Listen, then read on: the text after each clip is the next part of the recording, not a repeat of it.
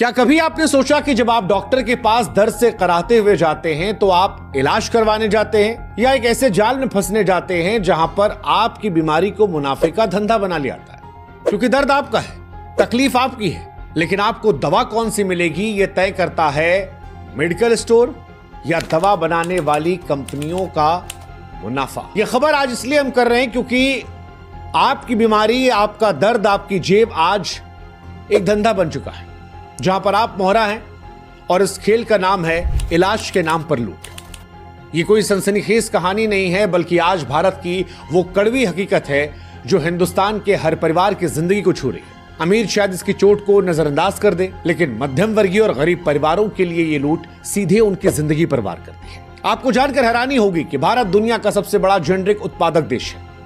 हमारे देश की सस्ती दवाएं जो हैं वो हम यहां से अमेरिका भेजते हैं, वहां लोग इसका इस्तेमाल करते हैं, वहां ब्रांडेड दवाएं केवल 10% इस्तेमाल होती हैं। लेकिन हमारे देश में आपको महंगी दवाएं दी जाती हैं। क्यों? क्योंकि आपकी सेहत से ज्यादा कीमती उनका मुनाफा है।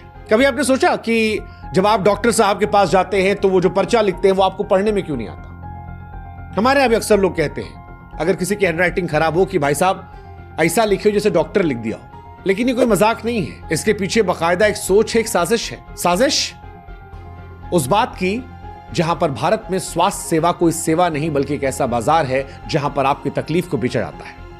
डॉक्टर साहब का पर्चा जो आपके लिए इलाज का रास्ता होना चाहिए था, वो असल में दवा कंपनी और मेडिकल स्टोर के लिए एक चेक होता है।